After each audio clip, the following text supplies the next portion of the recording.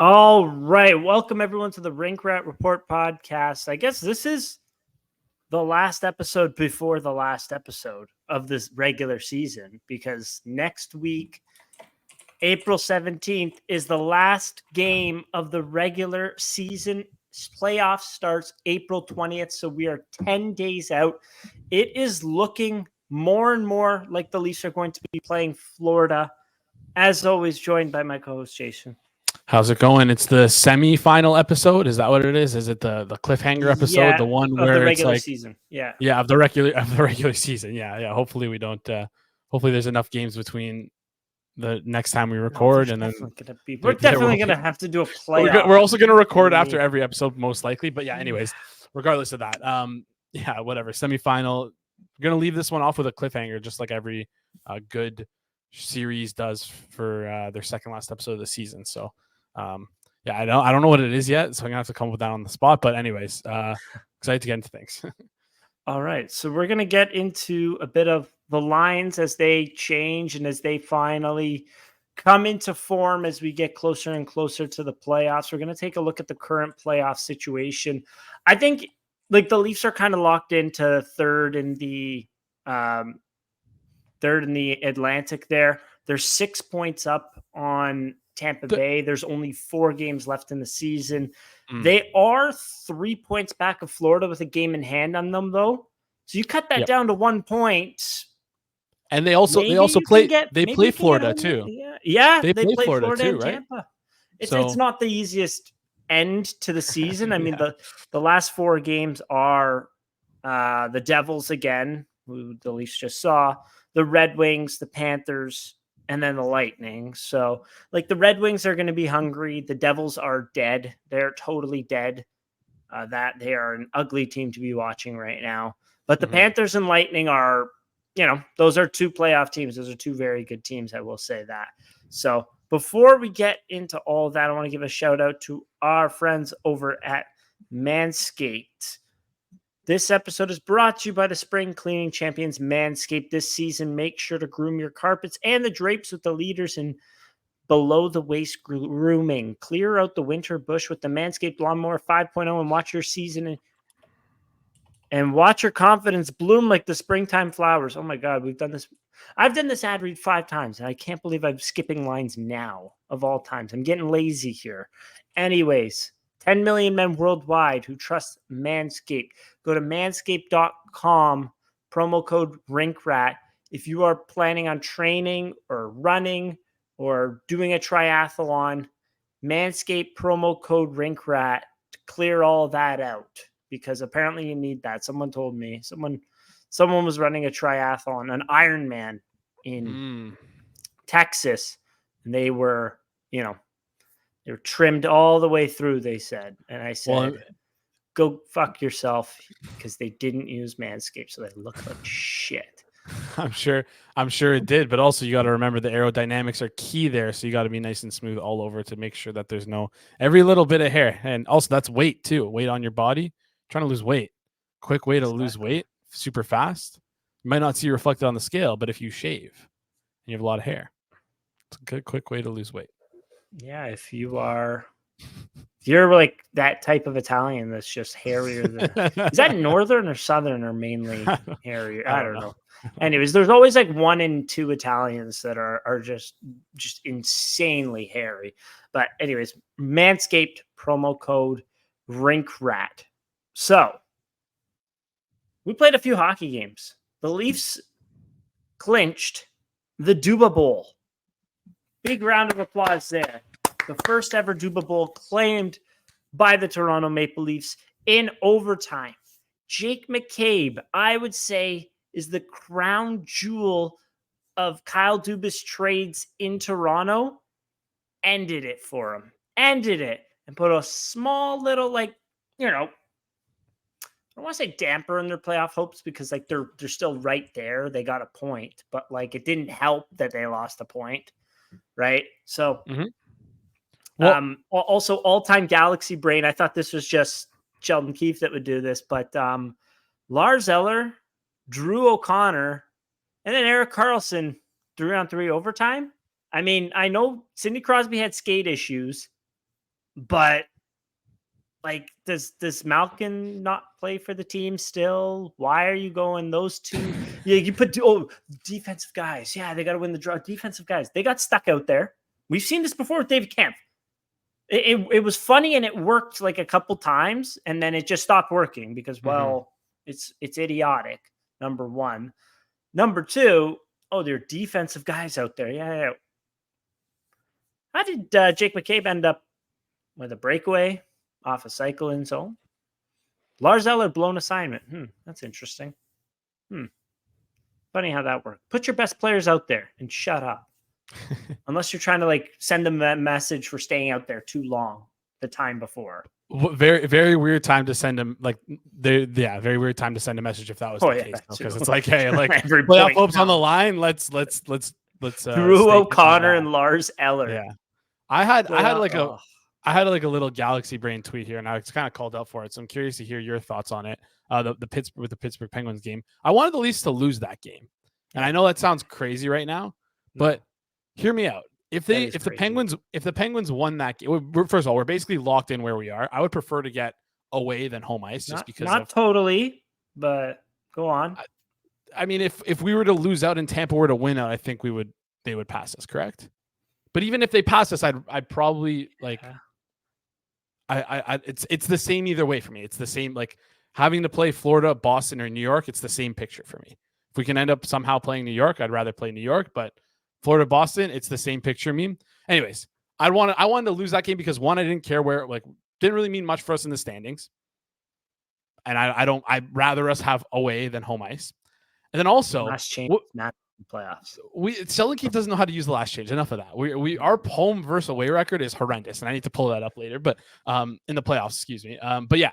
Anyways, back to that. Didn't we mention they're on like a 4-game losing streak? Yeah, in the playoffs? No, I think they're like 8-12, 8-15. I'm gonna have to pull this up right now. So they're 17 games played at home. They're 5-12 since 2019, since Sheldon Keefe became the head coach on home ice. Now, mind you, again, this is a massive tangent. Mind you, two series, the home ice home ice wasn't really accounted for as heavily as it normally would be because no one was in the stands, right? So there's that. It was about average Scotiabank level. Exactly, right? So average hockey Twitter joke. On the road, we're 8-5 over 13 games. So 5-12 versus 8-5. Like, give me tiny sample, but yeah. Anyways, that's such a joke. Oh my god. So that's horrendous. That's why I want the. You don't want to go into the playoffs on a 5-game losing streak. Yeah, of course. And that's not what I said. I just want to lose the game to the Pittsburgh, because if Pittsburgh won that game, if they had 85 points right now instead of 84, they'd be 2 points back of the New York Islanders.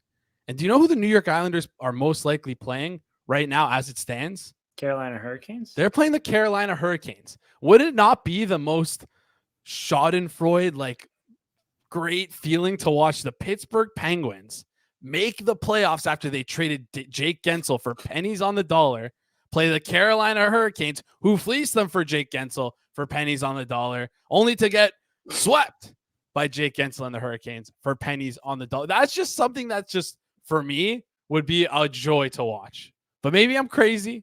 Maybe I'm putting up bad vibes into the universe by saying that. It'd be better to watch Pittsburgh win in that situation. I think that would be funny. No. But I don't know. I don't really care about what other teams are doing. I want the Leafs to win. Are you kidding me? That's true. That's true. A back-to-back win. That was massive. They didn't have their best game against Pittsburgh. The calls were kind of weird in that one. Weird both ways. Missed calls.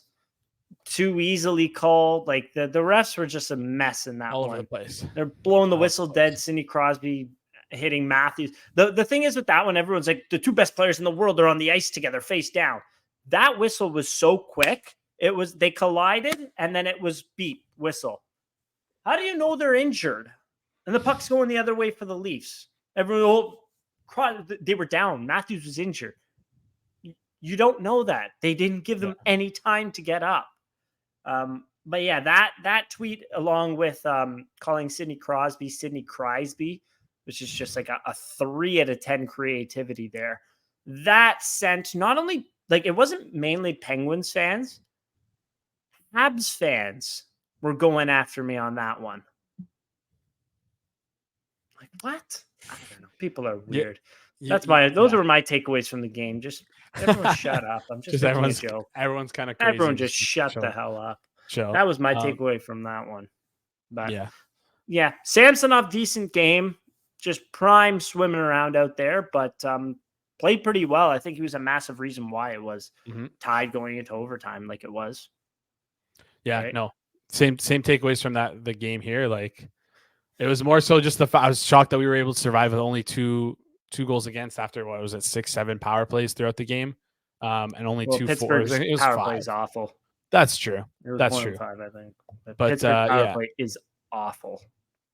No, I thought the team looked good, and there's like an overarching theme that I want to touch on later in the episode that I think is like really, really connecting here. I think the biggest thing for us is that we're really coming into form, playing style wise. We'll touch on the lines later, but yeah, like I think that was kind of evident throughout the 3 games played this week: the Habs game, the Penguins game, and then the Devils game.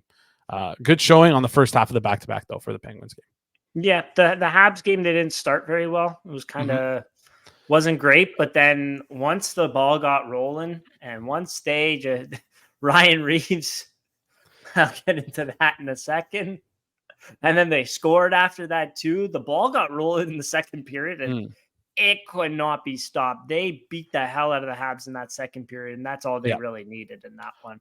But I did like the Devils game a lot more this time around than last. Obviously, Jack Hughes makes a massive difference.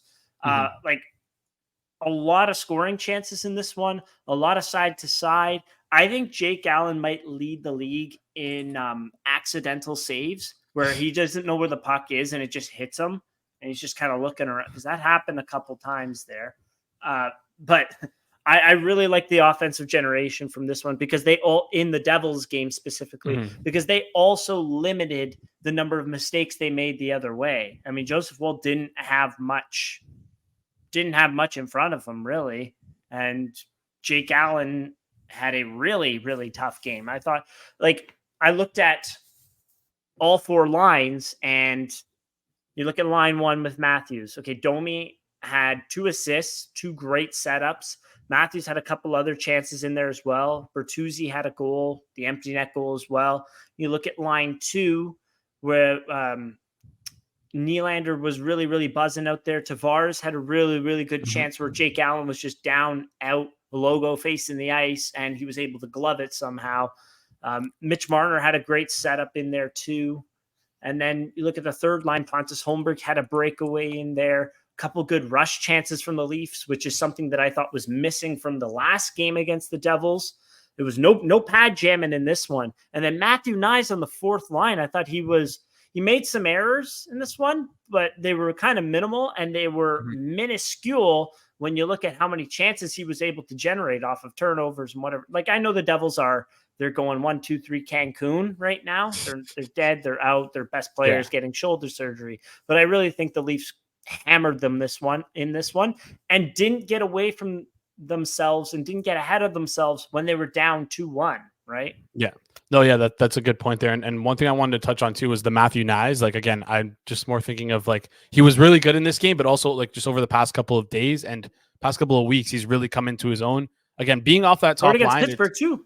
Yeah, and it's like being off that top line. It's almost like a challenge. It's like, okay, he can kind of not sulk about it, but like there's ways you could respond to it that could happen negatively, right? You were just on the first line with their 2 best players. Now you're on the third line, sometimes getting fourth line shifts, and it's not a knock on his ability. It's just, if anything, it's just a chance for him to kind of get more space and play against easier competition. And he's kind of grabbed that and taken a hold of that. He's done really well generating chances, like you said. He's seemed more confident on the puck. He's drawing so many more penalties. Like, I don't know if that's just a recency bias thing, but I feel like he's just he did draw a couple penalties. I think it was in the Devils game. He definitely drew 1 or 2. One or 2. He took and then, one.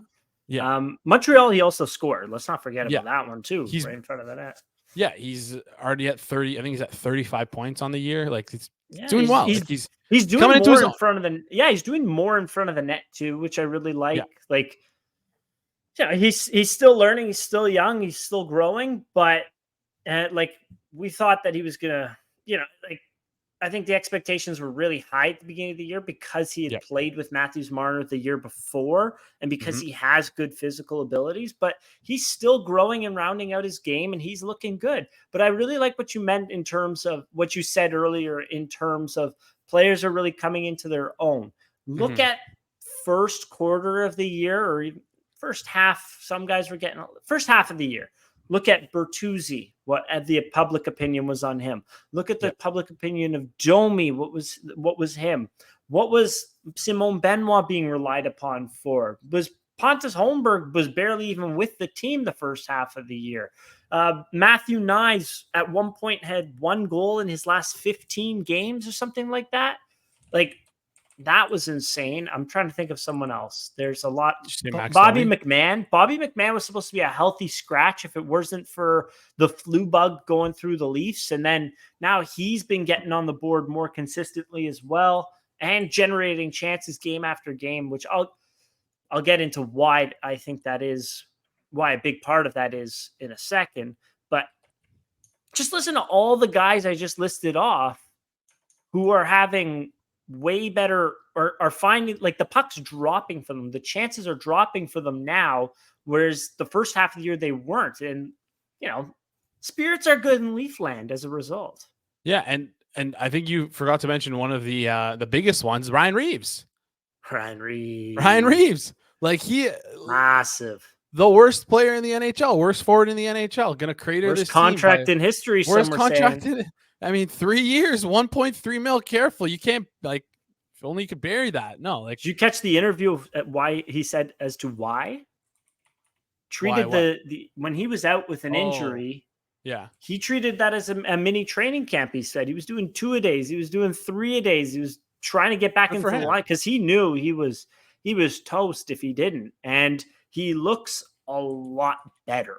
The funniest stat line, an interesting stat line or funny stat line, I don't know what you want to say. I tweeted it, but Ryan Reeves, like the Corsi for, Corsi against, which is shot attempts, whether that's blocked shots, missed shots on net, that all goes into Corsi. So shot attempts for and against, which kind of signals where was the puck on the ice when you were on the ice. Ryan Reeves had 3, when he was on the ice, the Leafs had 3 shot attempts for, 13 against. The number of shots on net I saw that. when he was on the ice, 3 for the Leafs, 0 for the Habs. 11 blocked shots by him and 3 by him, 8 by his teammates, and 2 missed shots from the Canadians in that one. I've never seen like a drastic difference in shots on goal percentage versus Corsi for percentage in my life. Yeah, I thought that was funny. No, yeah, that was jokes. It's like, hey, and he beat the hell out of Weird Al Yankovic there. That was that was crazy. If the Leafs went on to lose after that fight, oh my, because he poked the bear. You don't poke the bear. See, off the face-off. He was like, all right. He was the one who wanted to do it. It's crazy. Like, no, Reeves wanted to do it in front of the Montreal bench. Yelled at all of them. Yeah, good for Pizzette also for taking that on. The best was the people crying like, if Arbor Zecco was in the lineup, Ryan Reeves wouldn't have done anything. Like, shut up. What about last time when Arbor Zecco was in the lineup? Bro, he's an AHL player. This guy sucks. He's not gonna play for your team anymore. There's a reason he's not playing. Like, he sucks. Like, sorry. Like, let's just be real. I wouldn't go that. It was George Larocque that was saying that too, which was that actually? I just saw George Larocque. I saw a couple people on Twitter. I saw George Larocque tweet it. He was like, he was quiet. Ryan Reeves was quiet last time Arbor Xhekaj was in the lineup. Okay. Get in the lineup. What happened with Xhekaj versus Bobby McMahon? Wasn't a fight, but Bobby McMahon turnstyled him 3 times. Like, Xhekaj was flat on the ice a couple of those times, and Bobby McMahon was past him 2-on-1 the other way. Yeah. Like, sure, put Xhekaj back in. I would welcome that. But yeah, that Montreal game was just like, again, Montreal's not a very good team. We're not, this isn't the Stanley Cup. I'm not victory lapping it. But oh my God, there's just something about the Toronto Maple Leafs going into the Bell Center, beating the hell out of them, beating them on the scoreboard, and putting together a pretty decent game, I would say. It's a good feeling. It's a good feeling. It's cinema. It was beautiful to watch. But yeah, that was the most fun game this week. The Devils game was good. I thought they played well there. The Penguins game, thank God the Penguins don't finish very well, and that's why they're in the position that they are in. But Alex Nedeljkovic, good to see him have a real good comeback season. He really needed that. So I think we went through every single game there in differing details, we'll call it. But yeah, because the last time we talked was the Lightning game. So yeah, right after the Lightning game. Spirits were a little different there, but yeah, good bounce back week. Good bounce back week. Pretty good bounce back. I mean, 2 non-playoff teams, a bubble playoff team. So a differing level of competition there, but definitely a solid week, I would say. I don't see any reason why not to say that. Nope, I would agree with that. Shall we get into the lines? Yeah, let's do it. But before we do, I just want to quickly give a shout out to our sponsors over at DraftKings Sportsbook. We know the hockey game moves fast, but with DraftKings Sportsbook, an official sports betting partner of the NHL, you can score faster than anything happening on the ice. This week, new customers can bet $5 and get $200 instantly in bonus bets. Unfortunately, we've been tracking the heart conversation here, the odds for it. Seems like it's pretty much locked in with McKinnon at minus 475. He just scored a hat trick. I think it was last night or 2 nights ago. I didn't realize that he's at 51 goals now. He's close to 100 assists. I think he has 80 assists, 134 points. It's at the point now where it feels like it's a lock for McKinnon. So we're going to flip over, and we're not going to talk about the heart odds. If you're interested, though, Austin Matthews is at 22-1.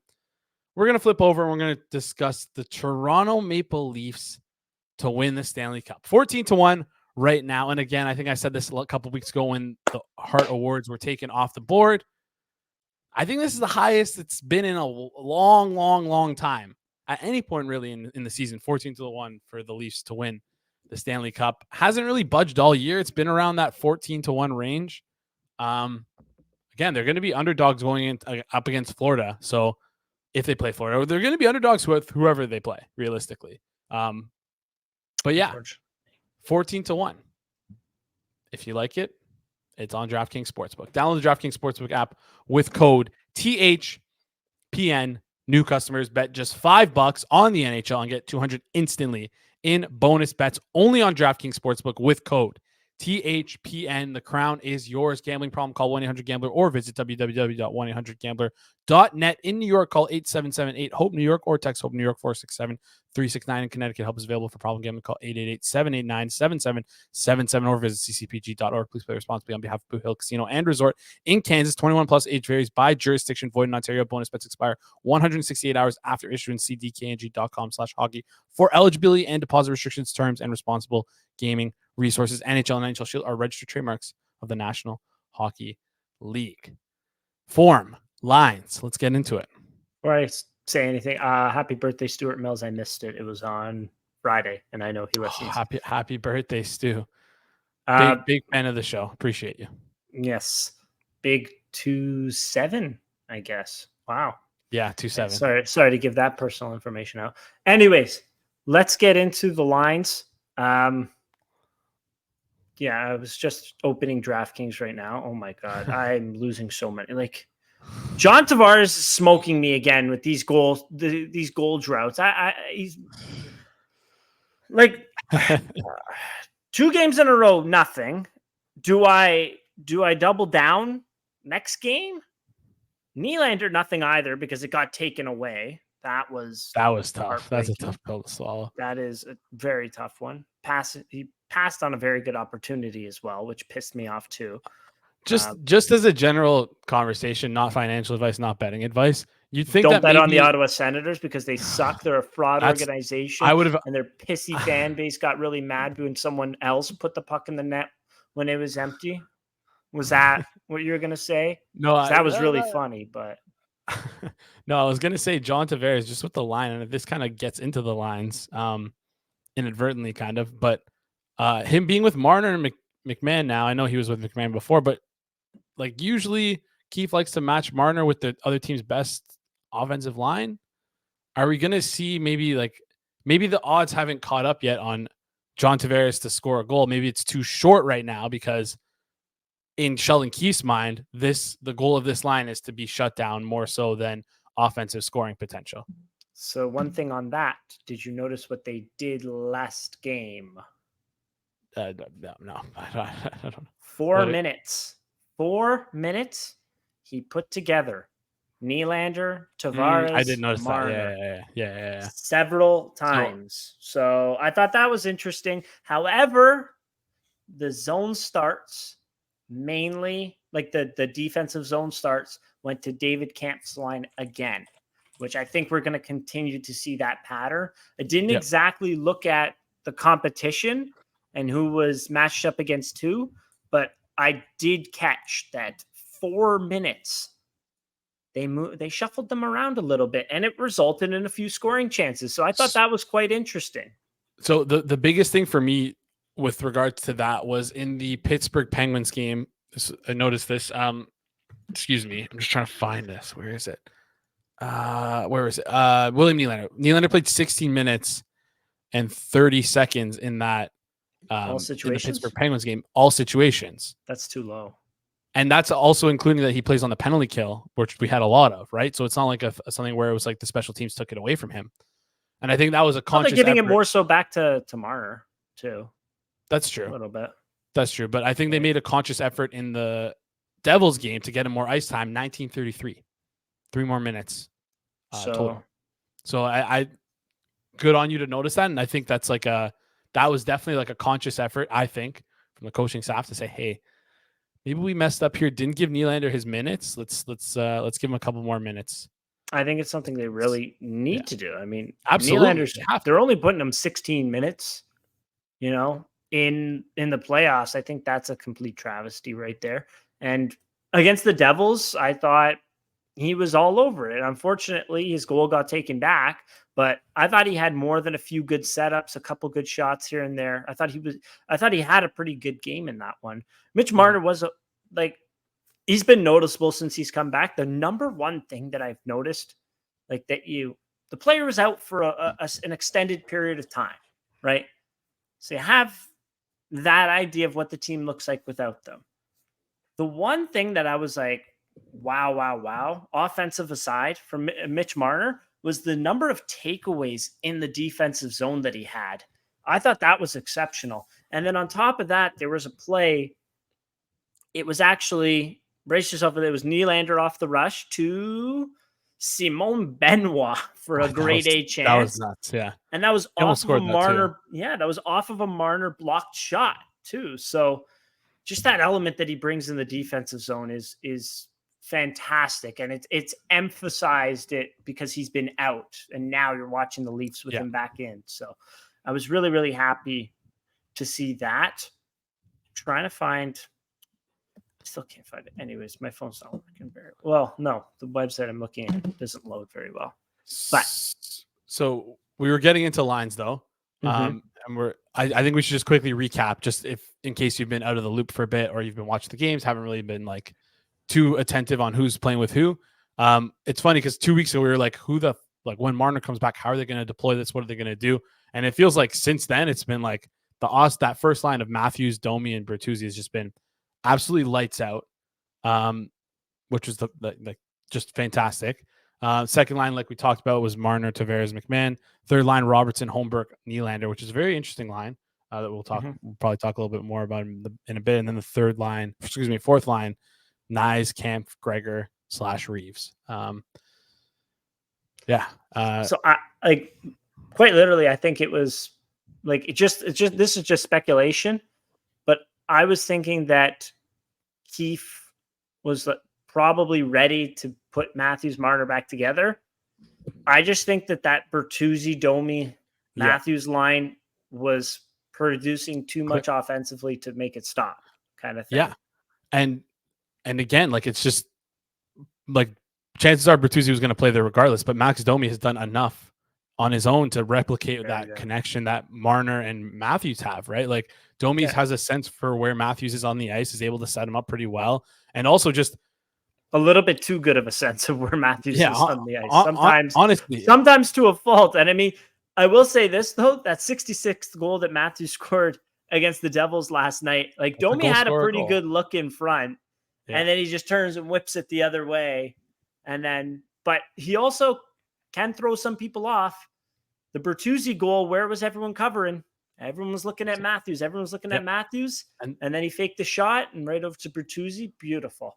He's been playing really well. They're not without their defensive faults. Let's get real. But they're playing exceptionally offensively. Yeah, and I think like just in theory, it kind of makes sense because like you said on that Bertuzzi goal, it's like that's when it was like the aha moment of like everyone is just covering Austin Matthews here. And it gives Max Domi so much time and space that he's usually not accustomed to when playing on other lines because everyone is so focused on covering Austin Matthews. And having that time and space for him, he's a completely different player when he has space. He is a completely different player. He can create some space for himself, but when he has the room to breathe and just get his eyes up and look around and scan, he has such great skill and passing ability that like it's perfect for him. It's literally perfect for him. And he can shoot too. Let's not pretend that he's a pure passer. He still has a shot, right? Yeah. He can still rip it a little bit. Still like a 20 goal. Yeah. He scored 20 last year, a few empty netters, but like it's not bad to the extent like he can beat a goaltender with his shot. Yeah, which is actually something to say because some guys really struggle with that. Yeah. I think his thing is that he just likes to get a little bit too high up on his shot. He doesn't shoot like he's like kind of I feel like he's hit 5 crossbars so far this year, 4 crossbars. We looked at it like he's hit something like that. Yeah. He's had a couple crossbars in post. Anyways, yeah, he can score. So that line just makes sense. I'm excited to see how it looks against like top competition. Not saying that the teams we played weren't top competition, but like against the Tampas and the Floridas, right? Essentially what you're saying, another look against those Florida teams, because we do get them the last 2 games of the season, and it will cement, if we're keeping this line for the playoffs. I mean, I think if like my theory, my thought, just my guess that I have for this is if it looks terrible against Tampa and Florida, we're going right back to Matthews, the usual Matthews, Marner, Nylander, Tavares. Like I have no doubt in my mind about that. But if it holds up, they put together a couple goals, they're a plus at even strength or at 5-on-5, we could see a completely different look going into the playoffs. We haven't seen Matthews apart from Marner or Nylander going into the playoffs since Mike Babcock. And that line was like, I think it was something like Matthews, Ennis, or something ridiculous like that. I have to go back and check. I gotta go back to look. That is disgusting. It was Matthews, Ennis, and Brown. Oh my God. Okay. Yeah, that was the last time Babcock was coaching the Leafs, because the next year, no Kapanen on that line, wasn't it? No, they tried him, and they tried Tavares, Marner, and Kapanen, I believe, one year when Nylander was holding out. Yes. But Kapanen he was playing his off wing, and he's really, really a dumb hockey player.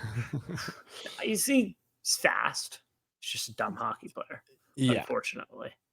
But yeah, I didn't even prepare that stat. I just off the top of my head, I was like, hang on there. Right mid-sentence, I thought that one. So nuts. Hopefully they can keep it going, because they are really playing well. They've been playing well now for a good sample size. So I think that'll be the most effective thing going up against Florida, because I was taking a peek.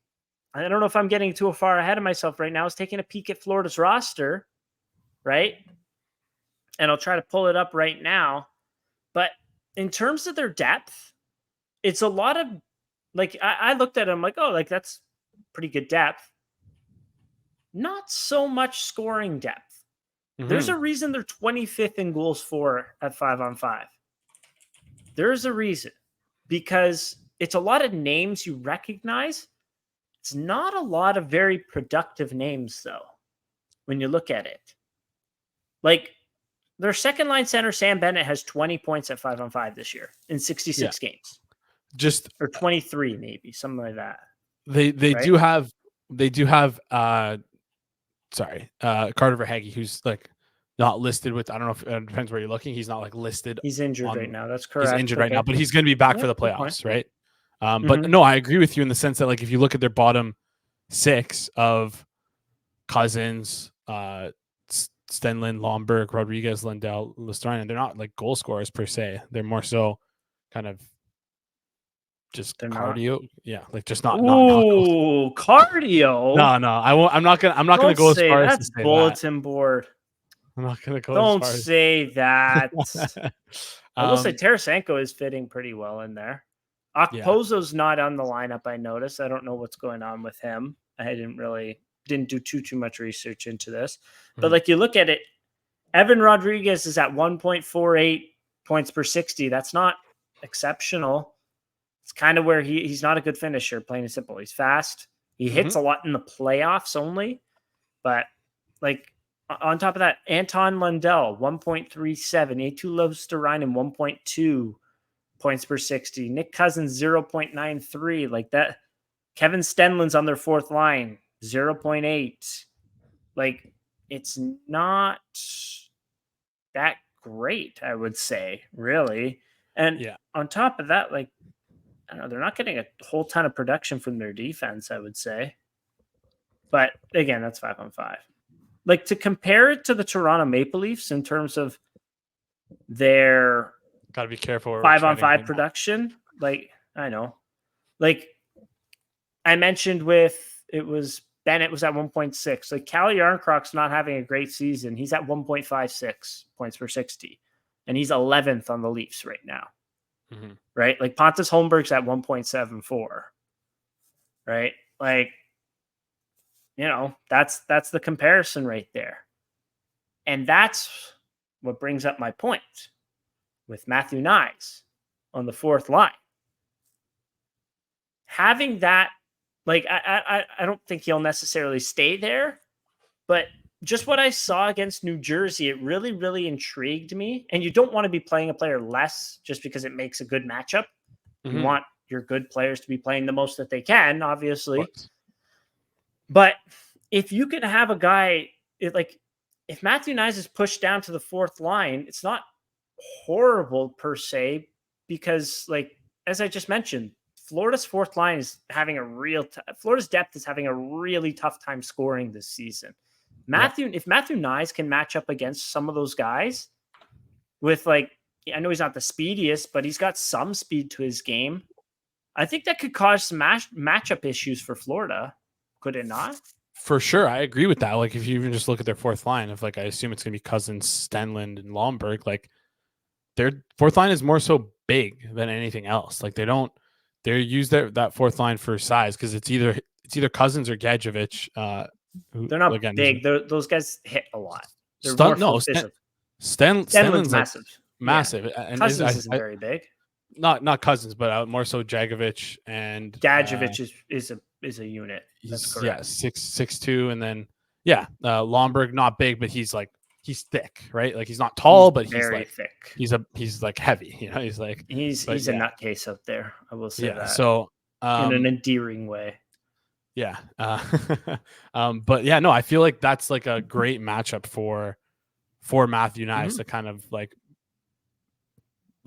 dominate those minutes, like those 5 minutes that maybe he'll get against the other team's fourth line. Like, don't know the exact time of matchup he'll get, but that feels like time that you could dominate and win. So yeah, I agree with what you're saying there. Yeah. So then you have some other questions though, in terms of, like, just playoffs in general, looking past Florida, looking at other teams, looking at you're playing in the playoffs against Team X. What do you do with the third line with Pontus Holmberg? Because I feel like Keefe doesn't trust them that much right now. And it's like you put Nylander with them, okay. Like, will that stay? Will that actually work? What are your thoughts on that? It's interesting because, like, what happens when Calle Yarncroc comes back?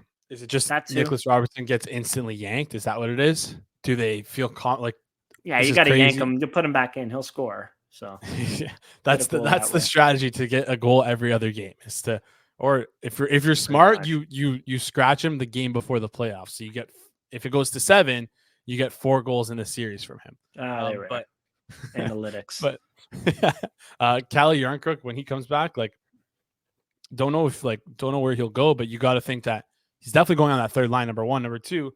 Do they even risk playing him center? Hasn't played center at all this year. Has played center in the past. I know if we talked about it a little bit, it might be crazy, but depends what you think of Holmberg. Who do you think is the odd man out for the Leafs when he comes back? Like regardless of position, like obviously position matters, but if you were to say that positions don't matter, who would be the odd man out? And if positions don't matter, is it just kind of Calle Yarncrook plays the role of a center on the ice, but like William Nylander takes draws on one side and Calle Yarncrook takes draws on the other side? Because we know that that's kind of what they do for faceoffs usually for for guys basically other than David Kampf and John Tavares. They don't, I guess, I don't know, maybe not. Some teams try to do it. Yeah, we do it strong sometimes with Nylander. Yeah. So now I think about it, I think Nylander and Yarncrook are the same handedness, but anyways, whatever. Right. Yeah. There goes that point. But no, like maybe Nylander takes the draws, and I don't know. I just can't help but think like Holmberg is your third line center. He's been really good lately, and I like his play. Feels like it's a lot to ask of someone for someone who's essentially been a scratch or hasn't played for us for half of the season. A lot to ask for of him coming in basically this late in the season. Yeah. So you still have Yarncrook adding. Yeah, I know. That's where like the team is playing well. Like the top 6 is clicking. You're getting goals elsewhere, but like my concern is just who you're putting out there when you're up a goal, right? Because we've seen the Leafs blow some leads, a lot of leads this year. A lot of the time actually able to, make it up, win in shootout, win in overtime, get a 5-1 lead, win 5-4 or 6-4 in the case against the Panthers. But it's just like, who are you going to rely on? Who are you going to lean on when you're up 1 goal, like 10 minutes left in the third? Because that level of time, you kind of have to run through the entire lineup once. And then when you get down to 3 minutes, 4 minutes, whatever, like you're putting those shutdown guys out there. We've seen Keefe rely a lot on the fourth line recently. Is that a viable option? Do you really want the fourth line going up against Barkov and Reinhart and Tkachuk, right? That's where I have a really big question what he's going to do there. And my answer would just be, Tavares, Matthews. They're not horrible defensively. Yeah. Go. And then roll David Kampf in once in a while kind of thing. Yeah. So that's my 2 cents on it. Will that happen? I don't know. But one thing, like just thinking of that based off of what I just said, just thinking of this, it is kind of good that we complained about Nylander on the penalty kill. We complained about Matthews on the penalty kill and all that. But it is kind of good that they got all that experience this year. So now they're slightly better. Yeah, they're slightly better in the defensive zone now. Yep, that's true. They are able to kill penalties. If you get into that 4 or 5 minute penalty position, Matthews isn't going to be buried on the bench. That'll be really good. So we went through some growing pains, and now we have an extra little chip to throw down, I would say, in the playoffs. So that's one thing. Feather in the cap for the boys. Exactly. Yeah. So I think as it sits right now and as I feel right now, I think the last 2 games of the season will really shake out what the forward lines are going to be going into the playoffs. I think it'll be a good test.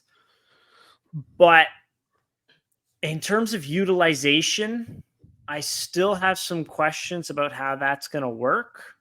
The defense, I really wonder where they're going to put Joel Edmondson in. That's also going to be – because I feel like they're going to want to put him in.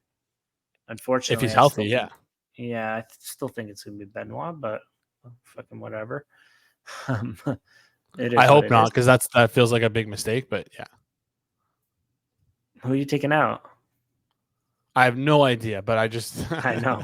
haven't thought that far ahead. But You're taking out Brody, who they play the most. yeah, I don't know. You're not taking out Riley for sure. Obviously, you're not taking out McCabe for sure. Obviously, like Timothy Liljegren's coming back. Hopefully, he gets a couple games in the regular season before he's done.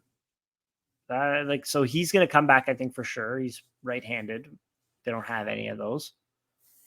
It's just Joel. I think Benoit's coming up for Joel Edmondson, unfortunately, but I don't know. I hope not. We'll cross that bridge though.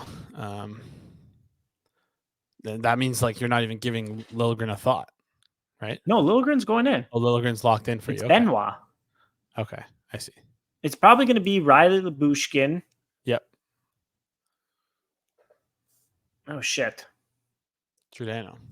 No, he's out. He's gone. Riley Labushkin. McCabe on the right side. with whom? Possibly Brody on the left side. Or you go McCabe Liljegren. And then you go Edmondson Brody on the last pairing. Something of that sort. Or they end up doing Edmondson Liljegren like they had been doing. Right? Mm-hmm. Something of that sort. The one thing I will say that I do like, they're not still debating 11-7, 12-6, 13-5. Thank God. That was a nightmare last season. That was a total nightmare, and it threw everyone out of sorts. Yeah. So yeah.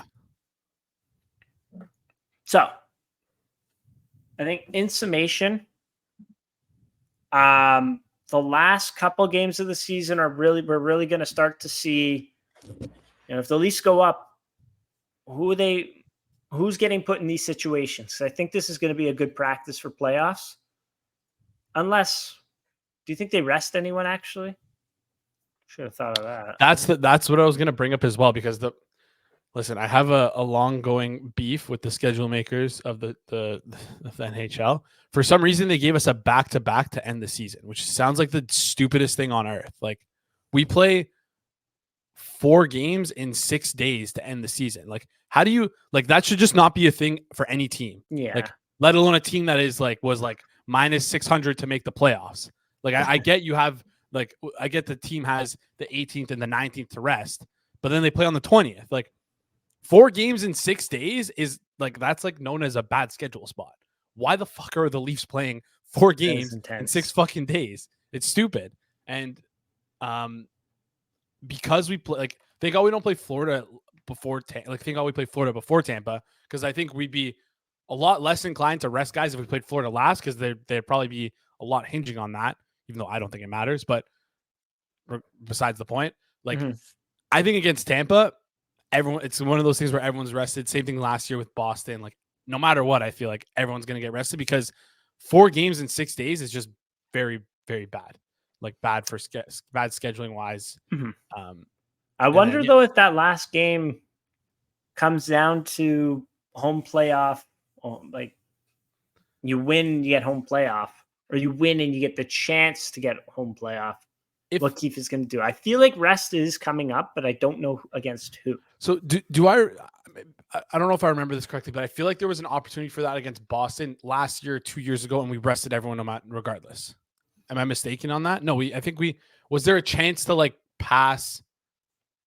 Oh, it had to do with, yeah. There was something maybe it was like to get first over. Boston was resting everyone as well, though, and they just put Nylander out there, and he scored a bunch of goals, but he torched everyone. Yeah, maybe we see a Martin Jones appearance then. Maybe. Well, maybe. I think the back to back. Yeah, I don't know. Did they want to rest Samsonov though? Maybe. I wouldn't put it past anyone. They did. They are trying to rest the guys a lot. Well, again, if they do rest if Samsonov, assuming Samsonov plays, like, let's just say the 11th and the 16th, then the next game would be the 20th. That's 3 starts in 9 days. I guess that's a normal amount of workload for. That's not bad at all. That's perfect. That's not bad at all. Yeah. So that's kind of what you aim for. Okay, interesting. A lot of humming and hawing this episode, because there are still a few things left to fall. There's three guys total still to come back from the injured list. Three, I guess you could call them regulars, left to come off of the injured list. Some matchup / utilization things to kind of iron out there, as well as goalies. Who's going to play when? It's going to be Samsonov to start, but who's going to play when to maximize Samsonov's load management? We'll got to always manage those loads effectively. And that's also why we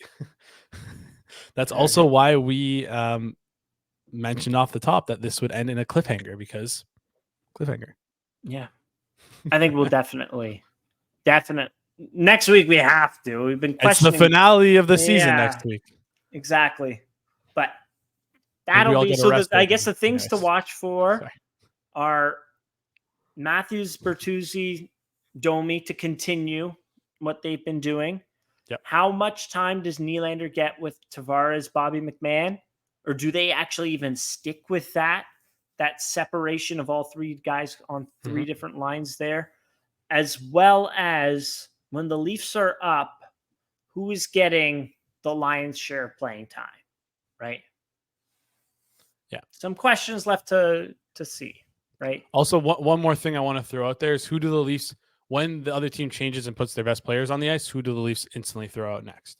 Yes. Can you look that up? Who was against Crosby? Who played the most against Crosby when they played Pittsburgh? When they played Pittsburgh.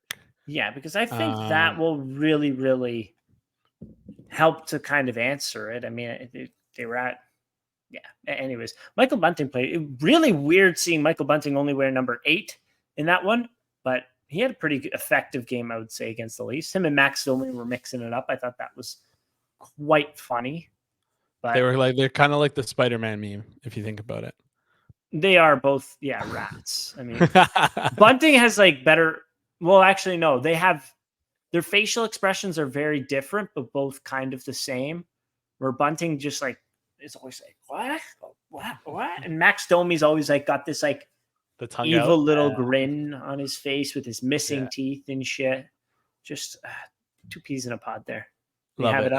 Yeah. So 8 minutes at 5-on-5, 8 minutes against the Tavares, Marner, McMahon line, and just 8.5 minutes, and then 4-ish minutes for the Bertuzzi, Domi, Matthews line. Then everyone else is kind of against Crosby. Yeah, everyone then it's 8 Nylander minutes played against Tavares. Yeah, then the other guys had maybe 1 or 2 shifts against that line. That's pretty telling. That's very telling. That's very telling. I'm also curious to see what. Interesting. Mitch Marner, the shutdown guy. He should be.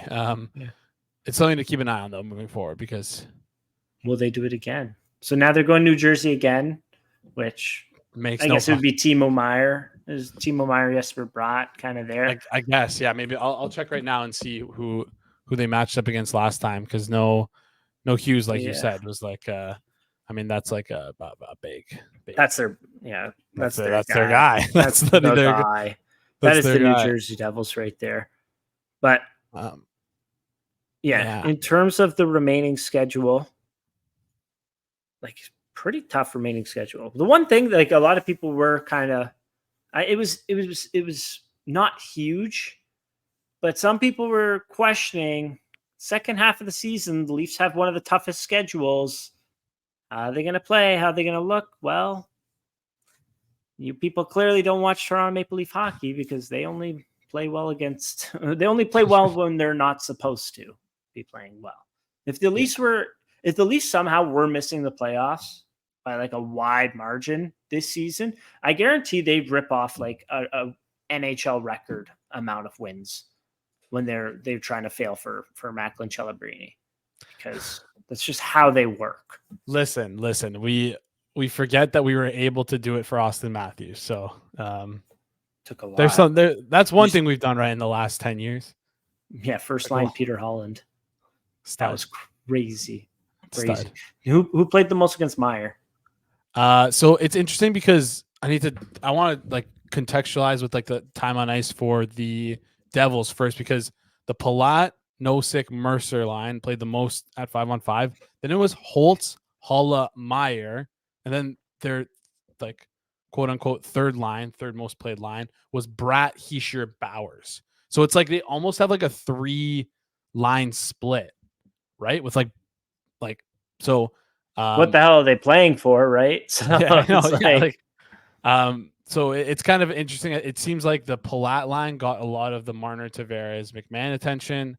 The Holtz, Holla, Meyer line got a split between Holmberg, Robertson, and Nylander, and McMahon, Tavares, Marner. They played both 4 minutes against them, and then the Bratt, Heischer, Bowers line got the line share against the Matthews, Bertuzzi, Domi line with 8 minutes of that line playing against them, and then pretty much just the fourth line.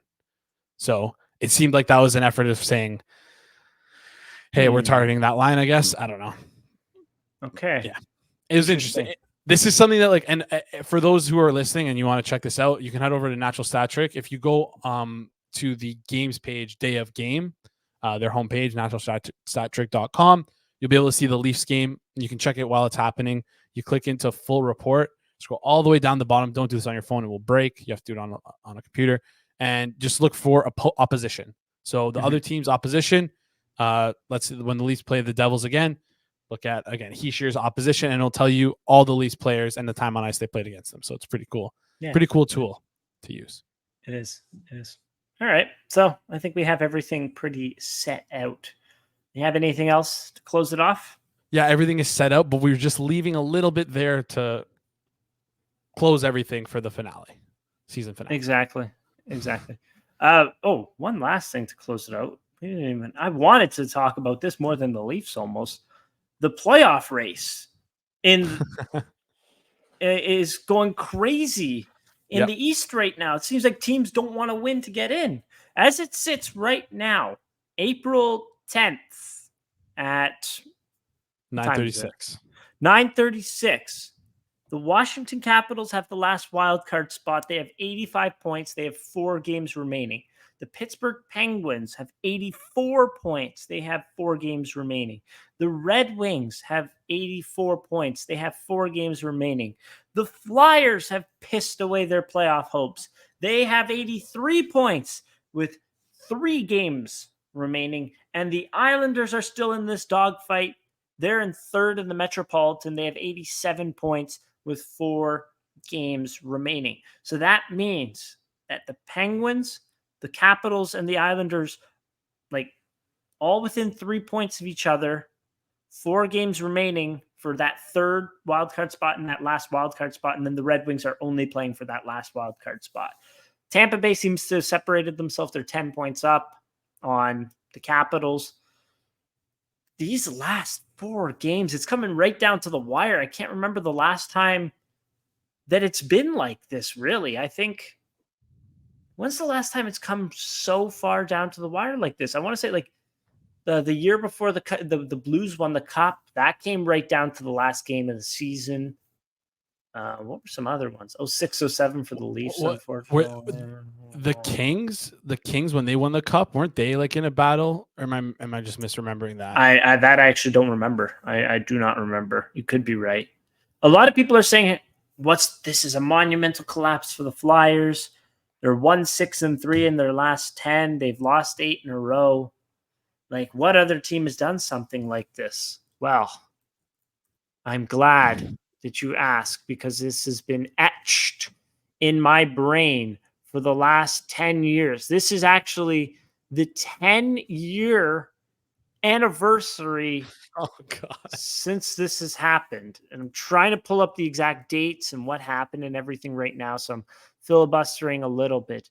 But is this this happened to the Toronto Maple Martin Leafs. Brodeur, New Jersey Devils? No, that's 06, 07. That's just like poetry in motion, heartbreak, I guess you could call that one. That one was the Leafs needed to win their last game of the season to give themselves a chance. I believe they pulled Andrew Raycroft in that game. It was against the Habs. It was a very back and forth game. They won. And so then the Islanders needed to lose to the Devils. The Devils were already in the playoffs, and the Devils decided to rest Marty Brodeur, and they went with, what's his name? Scott Clemenson. And the Islanders had Wade Dublovich at the time, who was just this. To me, I can't remember. Wade Dublovich, I had the least thing up that I was looking for. Wade Dublovich. You don't remember the name because that is a real name. He played 43 NHL games. That year for the Islanders went on a heater. He had 17 games started. He had a .919 save percentage. Like 06-07, that's the reason that the Leafs didn't get into the playoffs. It was because Wade Dublovich just went on this random heater. The Islanders actually beat the Leafs 5-1 April 5th. It was 5-2, I guess. And Dublovich went on a 4-game win streak, .934 save percentage. Like just April 3rd, April 5th, April 7th, April 8th. DiPietro got injured, and Wade Dublovich, who was actually technically, his record was like 0-4 before that. No, 0-1, because he had no decisions there. But yeah, anyways, that game went to a shootout. New Jersey scored like 1 second left to put it to an overtime that went to a shootout. And Scott Clemenson couldn't pull us through. And then the Leafs signed Scott Clemenson as a third goalie the next season, which was kind of funny. But no, I'm not talking about that one, that heartbreak. 10-year anniversary, Jason. The 10-year anniversary of the 13-14 disappointing Toronto Maple Leafs, who were coming off the 12-13. They made the playoffs for the first time since the lockout. Everything is going swimmingly. March 16th, they lose to the Capitals. Good team. Washington Capitals. Actually, Capitals missed the playoffs that year. Anyways, still good team. They lost 4-2. Okay, no biggie. March 18th, the Leafs lost 3-2 to the Red Wings in regulation. Okay, 2 games in a row. Still in a playoff spot, whatever. They then lost to the Tampa Bay Lightning on the 19th, 5-3. The Canadiens 4-3, all in regulation. New Jersey 3-2 in regulation. The Blues 5-3 in regulation. The Flyers 4-2 in regulation. The Red Wings 4-2 in regulation. They then won 2 in a row. So it was like, okay, outside chance. And then they lost 4 in a row right after that. And they drafted William Nylander as a result. So, yeah, the Toronto Maple Leafs went 2-11-0 to end the season. That's crazy. That's terrible. They were in a playoff spot. They were looking 6th in the East, and the bottom fella, Bernier, got injured. They got into that whole feud, James Reimer and Randy Carlyle, because Randy Carlyle was like against the Devils too. I still remember that one. How did James Reimer play? He was okay. And Reimer's like, yeah, I thought I played good. Okay, guys. Can someone... We're on the same team here, please. Please. Please. And then Carlisle's like, I was the media. Anyways. Yeah, 10-year anniversary of that. I don't know if you remember that season, but that was piss poor. Yeah. Yeah, fun to bring up that trauma. Anyways, I think that covers everything. So the Flyers are the kind of the 13-14 Leafs in a roundabout-ish way, is what I'm saying. You have anything else? That's it for me. All right. Thanks, everyone, for listening.